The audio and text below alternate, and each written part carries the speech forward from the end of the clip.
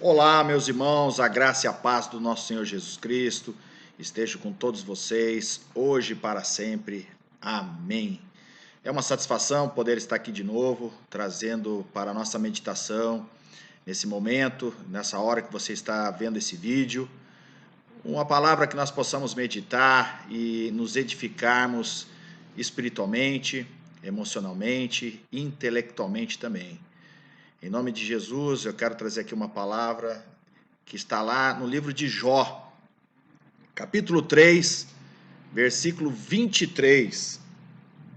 Diz assim a palavra de Deus: Porque se dá vida àquele cujo caminho é oculto, e a quem Deus fechou as saídas.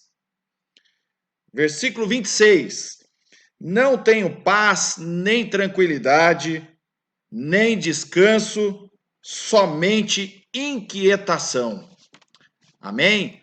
Oremos ao Senhor então. Senhor Deus e Pai, em nome de Jesus, nós nos achegamos diante da Tua majestade, da Tua presença.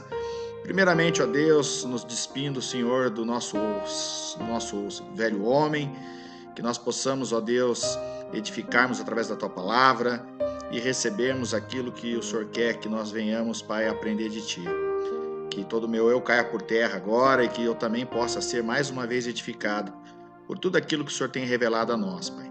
Abençoa cada um que está ouvindo essa mensagem, que está olhando, assistindo, e que o Senhor venha trazer entendimento para cada uma dessas pessoas, em nome de Jesus. Amém. Capítulo 3 de Jó. Todos já devem saber mais ou menos como é que é o livro de Jó, acerca de tudo que ele passou, as dificuldades, a situação, enfim. Ele passou por uma série de tribulações, situações difíceis. E aqui no capítulo 3, eu quero dar uma pequena introdução. No capítulo 3, ele está amaldiçoando o dia em que ele nasceu.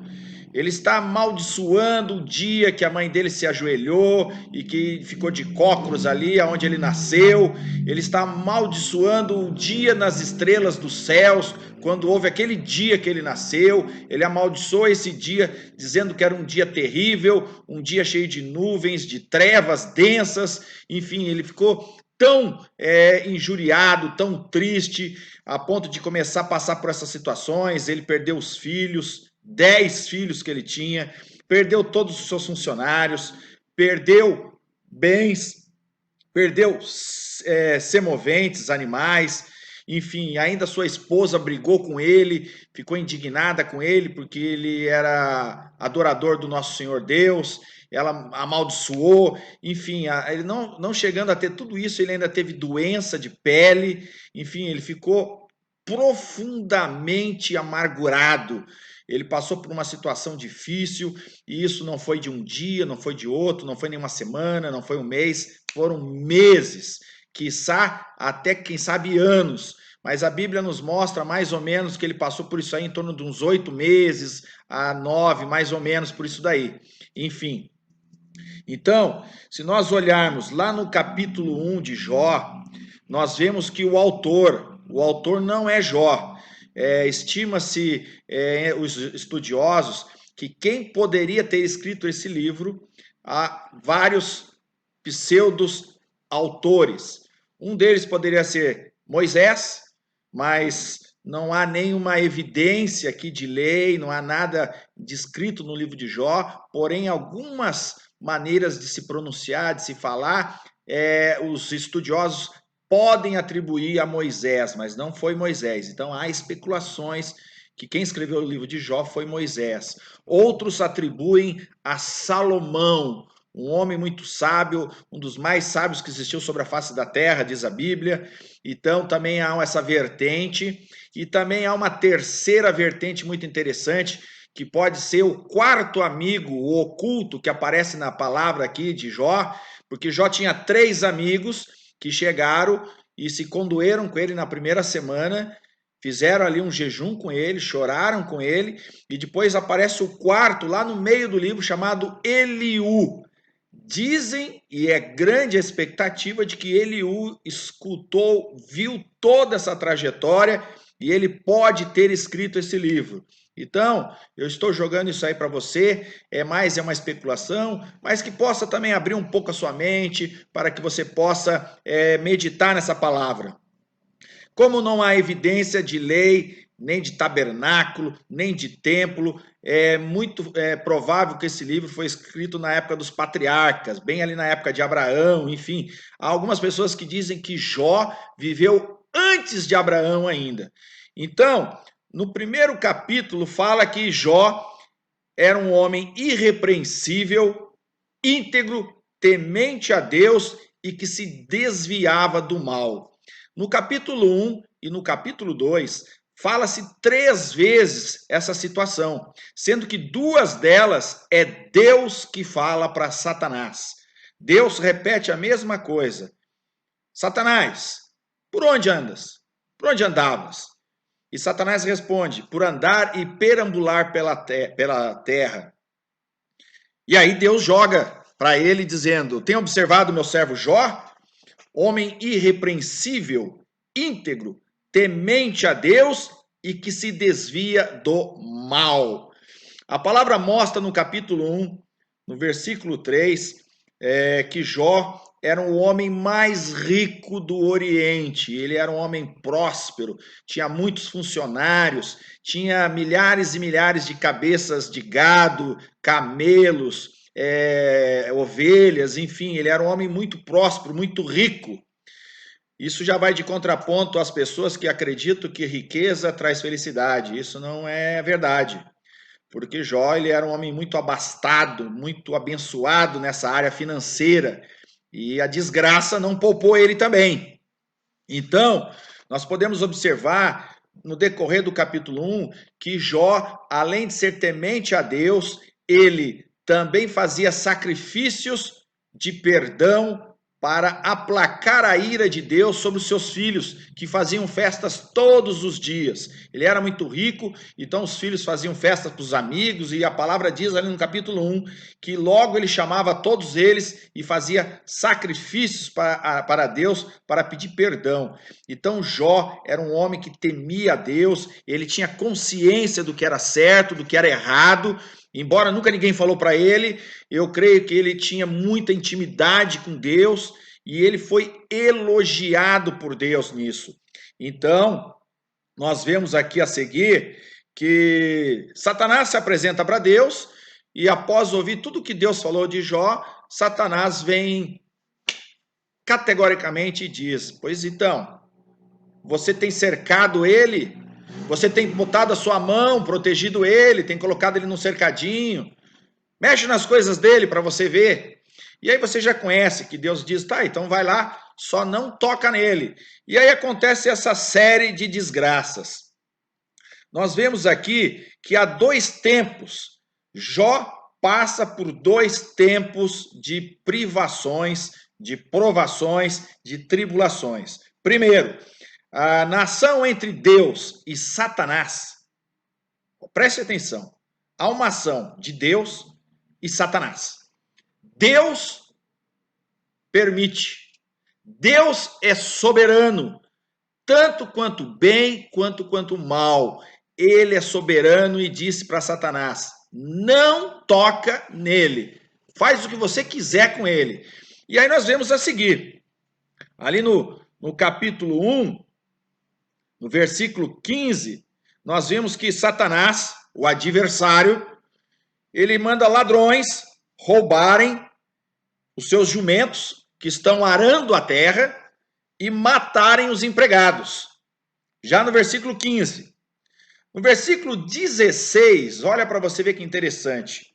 Vem fogo dos céus e atinge um galpão e queima todas as ovelhas e mata os seus empregados. Nós vemos aqui uma ação da natureza. Preste atenção o poder que Satanás tem. Fogo vindo dos céus. Entre outras palavras, é como se fosse um raio. Um raio veio poderoso e incendiou, queimou tudo. Não foi Deus que fez isso, foi Satanás. No versículo 17, novamente, vieram outros ladrões e roubaram os camelos de Jó. E aí mataram seus empregados novamente. No versículo 19 do capítulo 1, diz que veio um vento muito forte e desabou sobre a casa, e os filhos dele morreram. Então, nós tivemos recentemente aí o evento aí do ciclone Bomba, né? Onde nós podemos ver aí que muitas pessoas sofreram destelhamento nas suas casas, coisas que voaram, enfim, pessoas que morreram. Então nós vimos aqui que não é muito diferente. Jó passou por uma situação aí de um ciclone, passou por algo tremendo que também aparentemente é natural, mas não é natural. É uma força demoníaca que agiu sobre Jó. E isso, meu irmão, minha irmã, está na Bíblia. Não é contestável. Então nós podemos ver aqui que ele, o nosso arqui-inimigo, ele é muito poderoso.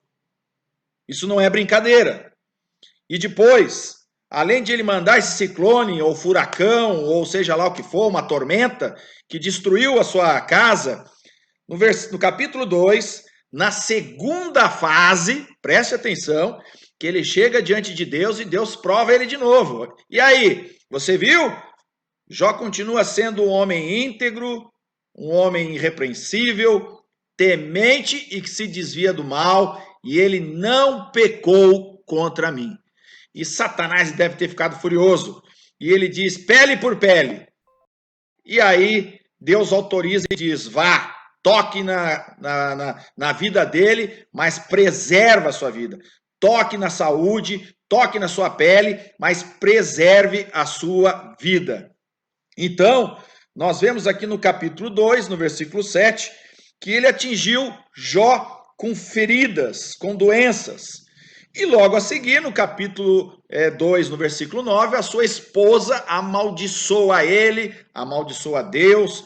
E eu vou dizer uma coisa para você, eu não julgo essa mulher, não fico aqui comentando nada contra, porque uma mulher que acabou de perder 10 filhos, uma mulher que perdeu a sua casa, uma mulher que viu seu marido também sofrer chagas, doenças.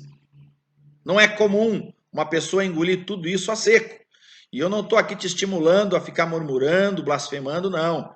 Você tem que se colocar e entender a situação dessa mulher. Essa mulher se estourou, ela se explodiu ali e ela ficou indignada. Então ela brigou com Jó. Então Jó, além de tudo isso, começa a ter alguns dissabores na sua casa. A sua família já se foi, perdeu os filhos e agora ele está com problema com a sua esposa. Pois bem, as pessoas ficam perguntando o que leva Deus fazer tanta coisa ruim assim? O que leva Deus permitir que aconteçam coisas tão ruins assim para uma pessoa de bem, uma pessoa boa? As pessoas costumam julgar e dizer que Deus é mau, que Deus é um Deus irado. Nós vemos aqui em nenhum momento Deus se voltou contra Jó. Muito pelo contrário, Deus está ali no alto e sublime trono, na sua majestade. Ele apenas foi questionado, ele não falou nada mal do seu servo. Não há maldade no coração de Deus. Deus simplesmente sabia em toda a sua inteireza, em todo o seu ser, que Jó, passando por isso, não ia blasfemar contra ele. Então, logo não foi Deus. Deus apenas permitiu, mas enquanto tudo isso acontecia, já havia sido dada uma ordem do céu, aonde Deus, que é o Senhor, consumador, autor da nossa vida, disse: não toque na vida dele. Faça o que você bem entender, mas não toque, não leve a vida dele. Então, ainda que você possa sofrer de chagas, ainda que você possa ter uma peste, ainda que você possa ter problemas de saúde, ainda que você possa ter uma série de contratempos, Deus ainda está de olho em você, meu irmão, minha irmã. Amém? Então, As pessoas ficam questionando, mas por que tanto sofrimento? Por que acontece isso? Por que acontece aquilo? E as pessoas querem, às vezes, tentar justificar isso daí. E olha, eu vou dizer uma coisa para você, isso é praticamente injustificável. Todos passam por situações adversas. Mas, dando uma analisada, fazendo uma abordagem, olhando assim na ótica humana dos estudiosos, nós podemos ver aqui que o sofrimento humano, ele transcende a espiritualidade aqui no caso, porque ele abrange o emocional da pessoa, ele abrange o raciocínio, a mente, a moral da pessoa. Então é uma série de fatores que as pessoas passam, tanto espiritual quanto carnal, vamos dizer assim, ou aqui mesmo apalpável nesse mundo, que as pessoas enxergam, que também vai mover o seu lado, não só espiritual, mas também o emocional, o lado psíquico, enfim, todas as bases que tecem um ser ético, moral e íntegro, como era Jó, íntegro, como pode ser qualquer um, ou eu, ou você, meu irmão, minha irmã. Como é que é a sua integridade diante de todas as situações adversas? Como é que é a sua integridade diante de tudo aquilo que dá errado na sua vida? Você tem planejado tirar férias no final do ano? Você tem planejado tirar férias no início do ano? E aí vem um tal de coronavírus e muda os planos seu, os meus, de todo mundo, literalmente. Como é que tem sido a sua integridade quando a situação financeira é abalada? 2, 3 anos, por exemplo. Quando você passa literalmente a viver só pela graça e misericórdia de Deus. Quando você vê que às vezes a viúva se levanta de algum lugar para te abençoar, quer seja com uma cesta básica, ou quer seja com uma situaçãozinha ali, um pão de cada dia. Como é que continua a sua integridade quando você perde os seus bens? Quando ele é confiscado? E eu vou dizer uma coisa para você.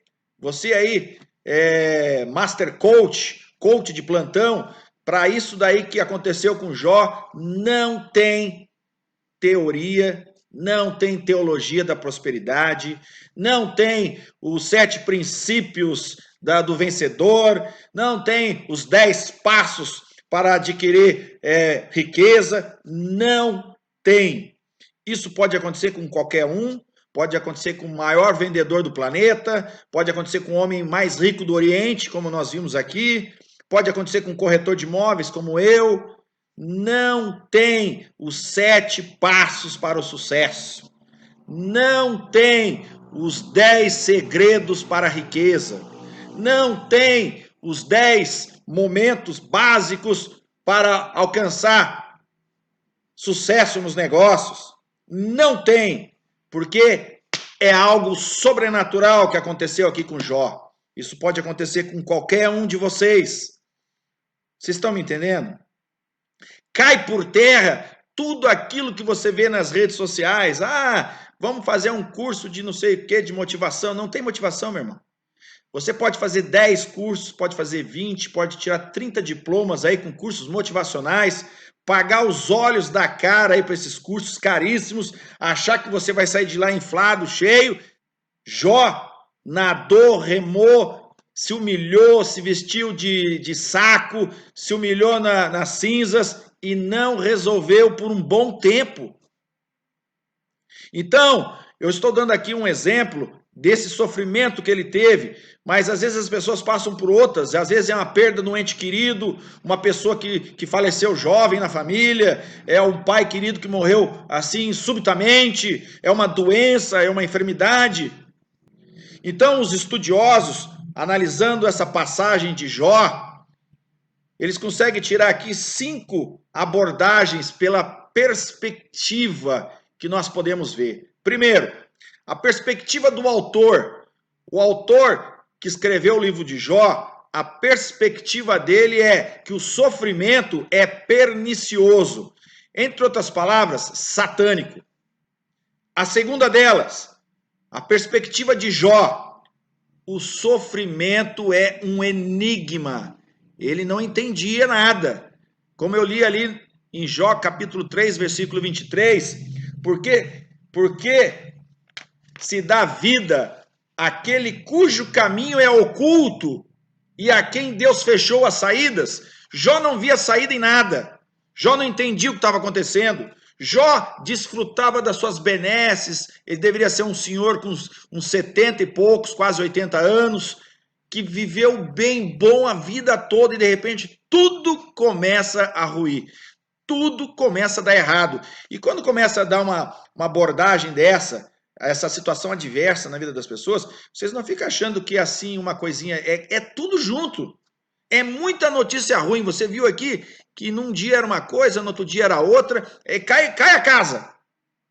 Então, nas perspectivas de Jó, ele achava que isso era um enigma, ele tinha que estudar isso, tinha que ver o que está acontecendo. A terceira perspectiva, a perspectiva dos amigos. Diziam que o sofrimento era uma punição. Olha só que interessante. Jó era um homem pecador, você pecou, então se você pecou, você vai pagar. Isso aí se prega até hoje nas igrejas. Se prega por aí nos púlpitos. Se prega em várias igrejas, várias denominações neopentecostais, que, ó, meu irmão, isso é pecado, isso é punição. Lê do engano. A quarta perspectiva, a perspectiva do suposto autor do livro, Eliú, o quarto amigo de Jó, diz que o sofrimento era algo que ia purificar ele. Ou seja, ele ia melhorar como pessoa, ia melhorar mais ainda o seu caráter, a situação espiritual. E a quinta perspectiva é a perspectiva na ótica de Deus. O sofrimento é providencial. Foi providencial. Ele sabia disso. Houve uma concessão ali. E esse providencial se refere à soberania de Deus. Não tem para ninguém. Deus está sabendo do que está acontecendo. Deus ouve as tuas orações. Deus escuta o seu clamor. A impressão que dá é que bate na nuvem, mas Deus está ali o tempo todo de olho. Presta atenção que, como acabei de ler aqui, na segunda etapa, quando Satanás chega diante de Deus, Deus já sabia de tudo. Ó, viu? Ele continua de pé. Ele continua. Entre outras palavras, Deus está de olho. Deus estava de olho em Jó. Deus está de olho em você, meu irmão e minha irmã. Deus está olhando por você em meio à situação que você está passando. Não te aflija. Não faça como Jó. Coloque-se no centro e na vontade de Deus. Então, continuando, o próprio Norman Geisler, que teceu esses 5 comentários que eu falei para vocês, ele é um teólogo alemão, ele diz e acrescenta que há um ponto de verdade em todos esses pontos de vista, com relação aos amigos. Eles estavam errados. Jó não estava passando por isso por causa dos seus pecados. Jó não tinha pecado. Jó não fez nada para merecer isso. Jó estava literalmente de bem com Deus, estava irrepreensível diante de Deus, então não foi pecado. Já cai por terra aquilo que eu falei das igrejas neopentecostais, que acha que se o irmão está passando por uma luta, se está passando por uma provação, ele está em pecado. Negativo. É claro que nós não devemos aqui jamais deixar de subestimar a força, o poder do nosso inimigo, Satanás. Nós vemos aqui que ele é muito poderoso. Ele veio para roubar, matar e destruir. E preste atenção que ele usou a força da natureza, através de raio, de vento. Ele usou doença também, além de roubar, matar e destruir, né? Então, muitos pastores não pregam sobre o poder do inimigo. Muitos pastores não pregam sobre esse poder das trevas. Por quê? Ah, porque eu não quero ficar exaltando aqui o poder de Satanás. E eu não estou exaltando, não, meu irmão, minha irmã. Eu estou alertando, eu estou trazendo aqui à tona algo que você tem que ter em mente para praticar, para você caminhar e poder discernir na sua caminhada espiritual. Porque a partir do momento que nós entregamos as nossas vidas para Jesus, se você verdadeiramente confessa, professa Jesus como seu Senhor e Salvador, você saiu das trevas e passou para a luz. Você não enxerga quem está nas trevas, mas quem está nas trevas enxerga você na luz. É como Jesus disse: ninguém coloca um lampião no alto, embaixo da cama, se não for para ser lá em cima, no alto. Então você passa a ser observado, observada. Então, muitos pastores não pregam, não falam sobre esse poder das trevas, porque uns têm medo, porque tem pastores que dizem que tem coceira, que tem alergia, enfim, que sente arrepio, mas é algo que nós devemos estudar mais a fio. Nós devemos entender mais dessas coisas e saber que Satanás, ele está aí para roubar, matar e destruir. Se ele não poupou Jó, ele não vai poupar você também, meu irmão. Não vai poupar eu, não vai poupar ninguém. Então você tem que estar muito bem amparado. Você tem que estar muito bem diante da presença de Deus. Você tem que estar muito bem embasado na palavra de Deus. Você tem que estar em oração, meu irmão. Você não pode ficar aí publicando borboleta, passarinho. Ai, o Senhor é meu amor, meu... Isso aí não... Olha, lamento lhe dizer isso. Parece que eu sou um pouco pesado, mas o que eu mais vejo hoje na nossa atualidade é que nós estamos vivendo um mundo que jaz no maligno, um mundo tenebroso, e as pessoas ainda estão soltando borboletinha por aí, achando que já chegou o grande dia de Jerusalém. As pessoas estão andando aí achando que leão está andando junto com cordeiro, que a cobra já anda junto com passarinho. Isso ainda não chegou, meu irmão, minha irmã. Nós vivemos num mundo macabro. E eu não quero ser assim tão pejorativo, mas você tem que prestar atenção, porque as coisas estão piorando cada vez mais. Não podemos deixar de subestimar que ele existe e ele trabalha literalmente no pecado. Jó não tinha pecado, mas Satanás, ele age no pecado. Então, se você peca, se você erra, ele é o advogado. Você viu como ele é um advogado sagaz? Ele chega diante de Deus, que é o justo juiz, e começa, olha, tá vendo? É porque você não fez isso, é porque tu não fez assado. Então, entre outras palavras, ele chega como um advogado de acusação.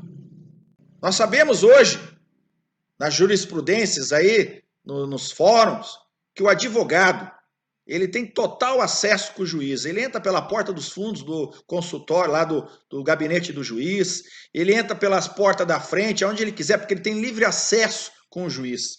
E nós vemos isso tipificado aqui nessa cena, onde Satanás entra diante de Deus, que é o justo juiz, e começa a acusar. Paulo disse em Efésios, capítulo 6, que a nossa luta não era contra a carne, mas sim contra principados e potestades. Sabe o que significa isso, meu irmão? Se Paulo diz que a nossa luta não é contra a carne, mas contra principados e potestades, significa que no decorrer da sua caminhada cristã, você vai ter a primeira etapa na sua vida, sim, que é a luta contra a carne, contra o seu eu, contra o seu ego. A luta contra a carne é contra o sexo, é o domínio dos vícios, fraqueza, desânimo. Jesus falou várias vezes para Pedro. Pedro era um apóstolo que andava com Jesus, e quando Jesus estava para ser entregue, Jesus chegou para eles e disseram: olha, Pedro, você não chegou a orar nem um minuto sequer, você dormiu aí, você vacilou, entre outras palavras. Isso é a carne, a luta da carne. As pessoas hoje não oram mais, as pessoas não chegam diante de Deus, porque essas lutas espirituais você só vai conseguir nivelar no alto, que é com oração, na presença de Deus, meu irmão, minha irmã. A vida não é um shopping center aí, não é a Disneylândia. Você está aqui nessa terra É para você alcançar o seu propósito diante de Deus, mas para você chegar lá, você vai passar por muitas lutas. E a primeira dessas lutas é contra a carne. Paulo fala bem claro lá em Efésios, no capítulo 4 inteirinho, que nós devemos lutar contra a carne. Ele diz lá em Efésios capítulo 4, versículo 2, ele diz assim a palavra, em vários versículos, ele fala que nós devemos dominar sobre a carne. Então, lá em Efésios capítulo 4, versículo 2, diz assim: sejam completamente humildes e dóceis, e sejam pacientes, suportando uns aos outros com amor. O versículo 14 do mesmo Efésios 4 diz assim: o propósito é que não sejamos mais como crianças, levados de um lado para o outro pelas ondas, nem jogados para cá e para lá por todo o vento de doutrina, e pela astúcia e esperteza de homens que induzem ao erro. Olha só o versículo 17, diz assim: assim eu lhes digo, e no Senhor insisto, que não vivam mais como os gentios, que vivem na futilidade dos seus pensamentos.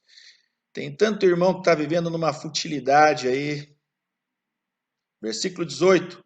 Eles estão obscurecidos no entendimento e separados da vida de Deus, por causa da ignorância em que estão, devido ao endurecimento dos seus corações.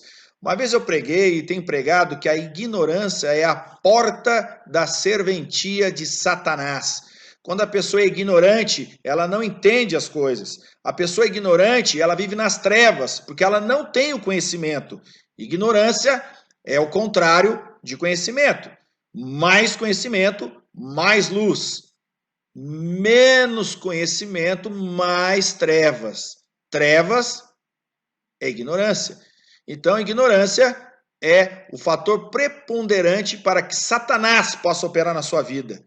Então, meu irmão, minha irmã, procure ter o conhecimento da palavra de Deus. Leia a palavra de Deus, isso é importante para a sua vida. Versículo 22. Quanto à antiga maneira de viver, vocês foram ensinados a despir-se do velho homem que se corrompe por desejos enganosos. Olha só a luta contra a carne. Versículo 23. A serem renovados no modo de pensar e a revestir-se do novo homem, criado para ser semelhante a Deus em justiça e em santidade, provenientes da verdade. Amém? E aí continua, todo o capítulo 4 de Efésios fala, lá no versículo 26, quando vocês ficarem irados, não pequem, apaziguem a sua ira antes que o sol se ponha. Entre outras palavras, a primeira fase da luta que você vai ter na sua vida é contra a carne. Você venceu a luta da carne? Você passou a vencer a luta da carne e do espírito? Você passa a ser como Jó. Lá em Efésios, capítulo 1, versículo 4, diz assim: porque Deus nos escolheu nele antes da criação do mundo, para sermos santos e irrepreensíveis em sua presença. Você pode observar que santo e irrepreensível era a conduta de Jó. Então, a partir do momento que Jó passou por essa fase, Jó não tinha pecado com a sua carne, ele não era egoísta, ele não era um homem exibido, ele não ficava pensando besteira. Tem uma passagem lá em Jó, que agora não me engano, não me lembro, não sei se é capítulo 18 ou capítulo 21, que Jó fala que ele fez acordo com seus olhos para não cobiçar mulher. Então Jó tinha uma integridade, ele venceu literalmente a carne. Então ele passa para a segunda fase. A segunda fase desse crescimento espiritual está aqui aonde Paulo fala agora em Efésios capítulo 6, que a nossa luta não é contra a carne. Agora não é contra a carne, você já passou por isso. Mas contra principados e potestades. Isso é muito importante, Porque lá em 1 João, capítulo 3, versículo 8, diz que aquele que pratica o pecado é do diabo, porque o diabo vem pecando desde o princípio. Para isso, o Filho de Deus se manifestou, 2 pontos, para destruir as obras do diabo. Então, por que eu estou falando no nome dessa criatura? Por que tem pastores que não pregam isso?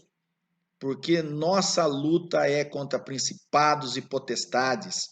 Se você for ver lá em Mateus, Lucas e Marcos, dizia que o tempo todo Jesus vivia desfazendo as obras do diabo, Jesus vivia expulsando demônios, expulsando espíritos imundos. A maioria das doenças eram legiões de demônios. Então, meu amado, minha amada, você tem que abrir os seus olhos que o mundo não é um paraíso como o mundo de Oz. Talvez seja dura essa mensagem para você. Para de ficar escrevendo borboletinha, passarinho. Você tem que entrar nessa linhagem de filho de Deus, como diz lá em Efésios capítulo 1. Você é herança, você é filho de Deus. Filho de Deus não fica brincando de passarinho, não fica andando por aí bonitinho com um lacinho na cabeça, meu irmão, minha irmã. Esse negócio é sério. Nós estamos passando por uma situação no nosso país e no mundo inteiro. As coisas estão entrando de tal modo que você só vai conseguir sobreviver se você estiver ligado com Deus e na palavra de Deus e alicerçado na verdade que é a palavra de Deus. Então, lá em Efésios, capítulo 2, versículo 3, satisfazendo as vontades da nossa carne. Isso é a primeira coisa que você tem que parar é com isso, é satisfazer isso, acabou. E aí tem um próximo passo que é esse que está acontecendo com Jó. Jó era um homem santo e irrepreensível, então ele não tinha esses problemas. Esse tipo de coisa, de lutas espirituais, a partir do momento que você vencer essa etapa que eu falei, da carne, você começar a ter mais integridade com a sua mente, com as coisas de Deus, quando você parar de ficar desejando as coisas dos outros, quando você parar de querer fazer falcatrua, de roubar nos dízimos, de enganar a Receita Federal, quando você parar e começar a ser uma pessoa mais íntegra, o fim não é aí. O torniquete vai apertar mais ainda. Se você quer verdadeiramente chegar à estatura da varonilidade de Cristo, esteja preparado. Esteja preparado, porque na palavra de Deus nós podemos ver aqui que Deus não poupou Jó. Deus não poupou Jesus. O filho dele morreu na cruz. Ele não tinha pecado, mas se fez pecado para salvar nós. Então ali, Deus também não poupou ele. Ele foi morto na cruz. Deus ficou lá de novo na alta e sublime majestade. Porque era propósito, era providencial que Jesus fosse morrer na cruz por mim e por você também. Deus não poupou José. Olha que José também não fez nada de errado. Se você ver lá em Gênesis capítulo 39, você vai ver que ele passou por uma, passou por outra, foi indo, foi descendo até chegar lá no calabouço, literalmente. Jó não tinha feito pecado. Talvez a única coisa que ele fez de errado foi confessar o sonho dele para os irmãos. Então aí fica um alerta para você, meu irmão e minha irmã. Não fique falando dos teus sonhos para os irmãos que você não tem intimidade, para os irmãos que você não conhece. Porque tem muita gente que às vezes não está evoluído espiritualmente para receber uma bênção, uma notícia de um irmão parceiro. Eu confesso para você que eu fico muito alegre, muito feliz quando eu vejo a prosperidade de algum irmão meu, de um pastor, de um colega meu, até mesmo de alguém que não é crente, eu fico feliz. Disso daí, sem soberba, eu estou curado. Mas é claro que às vezes nós temos que melhorar em outras áreas da nossa vida. Então, nós vemos aqui, lá em Lucas, capítulo 22, versículo 31, preste atenção, Satanás pediu, Jesus fala, Simão, Simão, Satanás pediu vocês para peneirá-los como trigo. Então, se o diabo agiu lá no Antigo Testamento, em Jó, ele tentou agir aqui falando, ele chegou para Jesus e diz, me dá esses apóstolos aí que eu vou peneirar eles. E o que diz Jesus? Mas eu Mas eu orei por você. No capítulo 22 de Lucas, versículo 32, diz assim: mas eu orei por você para que sua fé não desfaleça. E quando você se converter, fortaleça os seus irmãos. Amém? Então, o próprio diabo, ele não poupou Jó, ele tem tentado, ele foi até diante de Jesus tentar, olha, eu quero esses caras para mim. E aí, qual é a lição que eu quero trazer aqui para você, meu irmão e minha irmã, para resumir? Porque essa mensagem, ela levaria horas aqui para trazer para vocês, e eu vou ser bem sucinto agora. Se o diabo estiver agindo na sua vida, faça como diz a palavra, faça como está lá em Tiago capítulo 4, versículo 7. Sujeitai-vos a Deus, resistam ao diabo e ele fugirá de vós. Sujeitai-vos, porém, a Deus, resistai ao diabo e ele fugirá de vós. O diabo, ele vai estar sempre tentando. A palavra diz que ele fica ao nosso derredor, tentando ali, rugindo como leão, tentando nos tragar. Então, ele vai querer operar na sua vida. Não tenha medo. Busque em oração no mundo espiritual, peça para Deus, para que Deus possa te revelar que lutas que você está passando, se tem alguma coisa satânica aí acontecendo, não tenha medo, tire proveito disso, porque nós vimos aqui que o diabo pediu para Jesus para peneirá-los, ou seja, o diabo ia provar eles como provou Jó. Então, a luta que você está passando, meu irmão, a tribulação que você está passando, tire proveito disso. O diabo tem jogado pedra e mais pedra para você, pega essas pedras, você está no buraco, ele está te jogando pedra, vai acumulando essas pedras e faça uma escada para você sair desse buraco. Se ele atirar limão, faça uma limonada. Então deixo aqui a minha mensagem, não tenha medo, sujeitai-vos porém a Deus, resisti ao diabo e ele fugirá de vós. Então, lá em 1 Pedro 5,8 diz que nós devemos ser sóbrio e vigiarmos, pois ele, o inimigo das nossas vidas, fica ao derredor como leão, rugindo e procurando a quem possa devorar. Ele não conseguiu devorar Jó, não conseguiu devorar os apóstolos. Ele tem tentado talvez me devorar, tem tentado talvez te devorar, mas em nome de Jesus, ele está repreendido. E eu tomo isso e deixo para você como sendo isso uma medida para que nós possamos provar a nossa fé, possamos literalmente sermos refinados como ouro, para que nós possamos crescer e que nós possamos verdadeiramente nos edificar para a honra e glória do Senhor. Amém? A palavra de Deus diz assim, Tiago 1, 2 e 3. Meus irmãos, considerem motivo de grande alegria o fato de passarem por diversas provações, pois vocês sabem que a prova da sua fé produz perseverança. Amém? 2 Pedro, capítulo 1, versículo 6, diz assim, por isso mesmo, empenhe-se para acrescentar à sua fé a virtude, o conhecimento, ao conhecimento, o domínio próprio, ao domínio próprio, a perseverança. Dá vontade de gritar, dá vontade de bater na parede, dá vontade de blasfemar, mas ao domínio próprio, a perseverança. A perseverança, a piedade, a fraternidade e a fraternidade ao amor. Amém? Deixa essa palavra para que vocês possam, em nome de Jesus, crescerem em meio às tribulações, não desanimarem e não temerem, mas receberem tudo aquilo que eu falei aqui da vida de Jó, para que você possa crescer para a honra e glória do Senhor. Amém? Que Deus abençoe a todos, em nome de Jesus. Amém.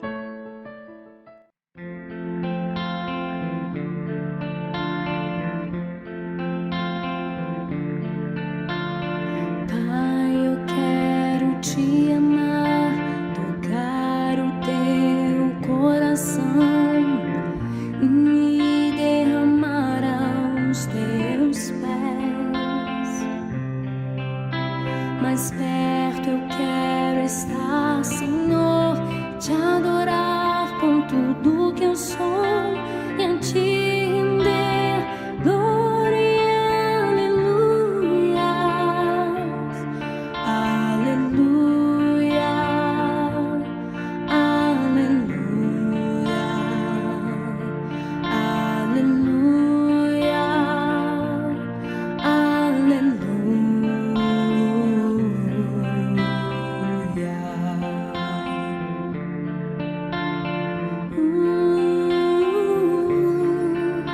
Quando lutas vierem me derrubar, firmado em ti eu estarei, pois tu és o meu refúgio, ó Deus.